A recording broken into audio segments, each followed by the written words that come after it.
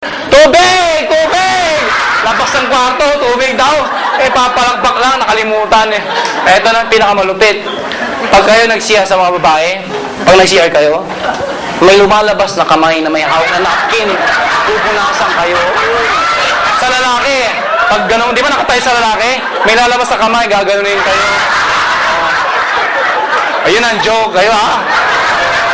Yung isa kasi, lahat ng sinasabi ko, naniniwala eh. Sabi ng isa, lahat pinaniwalaan eh. Joke na yun, sobra naman kayo. Pagdating na Hong Kong, nasan yung kamay? Hinahanap niyo yung kamay. Hindi, wala kayong kamay ha. Ito mamaya. Pagdating sa Disneyland, excited lahat. Disneyland. Isa probinsya, hindi ko sabihin saan probinsya. Basta yung inya ay takbo sa probinsya, ay sa Disneyland. Siyempre, first time, pag takbo sa Disneyland, sagot namin yun, nakita niya yung bayad sa peso, 5,000 pesos. Sabi niya, 126. Lahat kami binayaran? Yes, sagot namin lahat yun. Pagpasok niya, hindi niya napagilan sa sarili niya. Meron kaming, sama-sama kami dapat, para hindi mawala, di ba? Laki ng Disneyland eh. Palibas, excited, nakalimutan kami lahat, dire-diretso, nakalimutan kami. Andun, napunta kay Disney, kay Mickey Mouse. Nung nakita si Mickey Mouse, sabi niya, picture! Pagkatapos ng picture, ang dami nagmumura. Mga Chinese, bakit? May pila pala, hindi pumila. Picture na ng picture. Hindi alam may pila. Yung mga Chinese nagmumura, hindi naman naintindihan. Sabi niya, mamalay niya ba? Libre. Libre. Ngayon, alam ko nangangarap na kayo. Huwag muna kayo mangarap, magbayad muna kayo, ha? Masyado kayo excited, gusto ko sumama. Hindi ka pa nga member eh. Ngayon, sabihin mo, ang mahal, ang mahal, ang mahal. Ito sabihin ko sa'yo, sabihin mo ng mahal. Pero lahat na sinabi ko, hindi mo ma-experience ng libre. Hindi mo kakahirap to. Hindi mo kakabankrupt yan. May nakita na ba kayo? Umiiyak, bankrupt. Bankrupt ako, grabe. Magkano? 7,980. May nakita na ba kayong gano'n? Bankrupt? Hindi nyo makakahirap to ah. Pero pwede nyo ikayaman. Okay no? Magsabi sa akin, hindi naman kami magaling magsalita. Hindi ka tulad mo, marunong ka magsalita. Yun na nga kaya ka mag-jet para matuto ka. Hindi ako magaling eh. Bakit? Sinabi ko kailangan maging magaling ka. Hindi mo kailangan maging magaling. Magdala lang kayong tao, meron na magaling. Kaibigan, our marketing officer, Mr. June Espinosa. Okay ka lang, June. June Espinosa. Anyway, bago tayo matapos, bibigay po mga tips. May mga tips. Ano mga tips? Paano gagawin yung negosyo ng tama? Dito tayo matatapos. Tapasin nyo, hindi na ako natatapos. Hindi. Alam ko, pagod na kayo, gutom na kayo. Pero sabi ko sa inyo, hindi ko araw-araw kayo nakakatin ng ganito seminar. Ano ba yung paminsan-minsan, nag-i-enjoy kayo?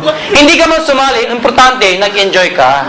Ang tanong, nag-i-enjoy ba kayo? Yes! Yun ang importante sa lahat. Pag uwi mo, magalit man sila, hindi ka naman sila nag-enjoy, ikaw nag-enjoy. Saan ka galing? Importante nag-enjoy ka. Okay, number 1. Pag-aralan nyo yung negosyo. Huwag kayo sasali sa isang negosyo na hindi sigurado. Ano ibig sabihin nun? Maraming speaker dyan magaling. Mas magaling pa sa akin. Marunong sila. Mako-convince ka. Pero ang point ko, hindi naman kailangan ma-convince ka lang. Hindi ka lang mag-enjoy ka. Kailangan, naiintindihan mo.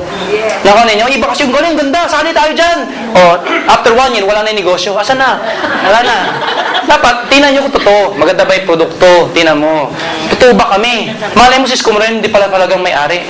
Nako ninyo, tinan mo, baka alien ako, hindi mo alam.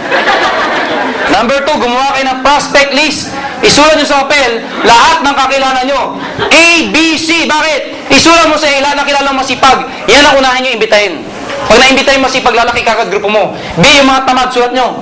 Tamad yan sinusulat mo. Imbitahin mo yan. Malay mo, may kilala masipag. C, yung mga walang kwenta, sulat mo. Walang kwenta mo sinusulat, imbitahin mo. Bakit? Kahit di mag-join, benta mo ng kape. Nagkakape din yan. Gumaling pa. Number 2, 3, hakot. Ano yung hakot? Pag kayo nag-imbita, huwag pa isa-isa. Sa oras nyo. Pag kayo nag-imbita, maramihan. At pag kayo nag-imbita, dapat huwag kayo papatay-patay. Alam mo yun? Sumuyamanay. Sama ka? Ano tsura kausap mo? Sure. Pag kayo nag-imbita, excited, sama ka! saan? Basta sama! Nakuha nyo? At huwag nyo ikikwento lahat. Yung iba kasi gusto mag-convince. Kagad, ina-explain lahat. Hindi pa marunong, bago lang. Basta ganito yung ganyan-ganyan. May Hong Kong kagad, basta bayad ka ng Hong Kong na. May mga ganong tao. May mga ibang worse. Telepono pa lang, kinuwento na. Mare, bakit? Mare, yaman tayo. Kumuha ka ng ballpen papel. Meron na, may papel na. Mag-drawing ka ng bilog. Meron na. Mag-drawing ka ng dalawang bilog sa tabi niya. Dalawang bilog. Mare, ikaw yan, ha? Kaya yaman tayo. Number 4, baliw. Ano yung baliw? Mga kaibigan, okay lang magpakabaliw. Huwag lang magpakataka. Tama? Hindi yung literal na baliw, hindi naman sira ulo. Ang point kong baliw, okay lang magpakasaya. Kung yung pinagkakasayan mo, may katuturan. Nakuha ninyo? O, ano yung gusto ibig sabihin? O, tinan nyo to. Dito nagpapakabaliw kayo. Kaya iba, wala talagang, ewan ko ba? Hindi marunong umiti. Ha? Pumalakpak kayo, mangingiti yan. Tiyan nyo, ha? Tuturo, teka. Yung pagpalakpak nyo kasi, walang buhay. Di ba ganito pumalakpak? Ganito ang tamang pagpalakpak, ha? Taas ang kamay. Ako muna. At may kasamang ganito. Woo! Ha? Oh, ang hindi papalakpak, may putok. Sige, tinan nyo yung katabi nyo. Pag hindi yan pumalakpak, may putok yan, ha? Oh, ha? Sabay-sabay, ha? Oh, 1, 2, palakpak! Oh.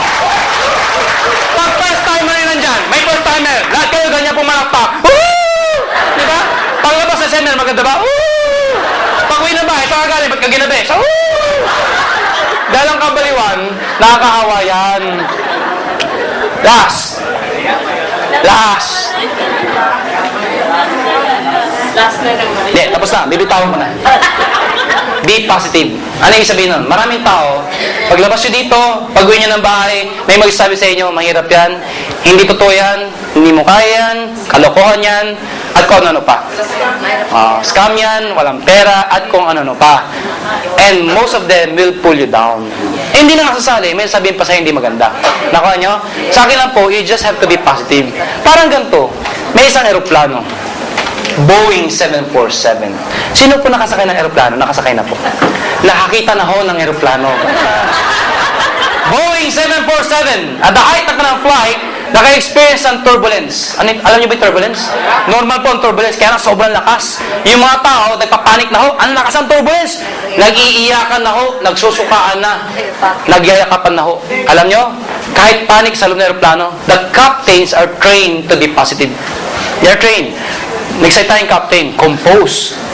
Ladies and gentlemen, di ba? If somebody's in control, di ba parang okay lang. Say, compose. Ladies and gentlemen, this is your captain speaking. Please calm down, take your seat, fasten your seatbelt, and everything is under control. So yung mga tao, under control, okay lang pala. Kaya lang, after 5 minutes, ano lumalala? Gumagano talaga yung aeroplano. Yung makina, gumagano, yung aeroplano, gumagano ho. Nagpanik na ho. Chaos sa loob ng aeroplano. Nagyakapan na, nagtanggal ang seatbelt, nagyayakapan na ho, magkakakilala. Iyakan na ho. Nag-say tayong captain, and still positive. Ladies and gentlemen, compose pa rin. Ladies and gentlemen, this is your captain speaking again. Please calm down. Take your seat, fasten your seatbelt, and follow after me. Our Father...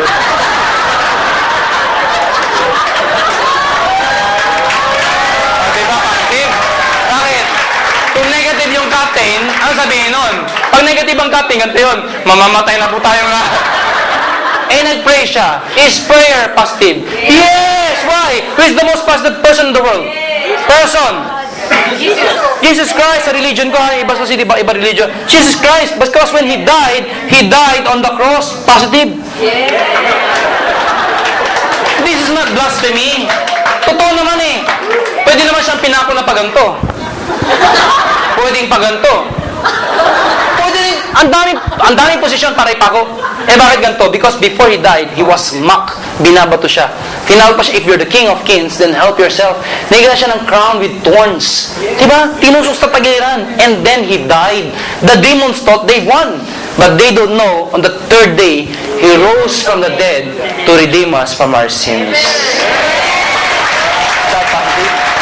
So mga kaibigan, ano yung point ko?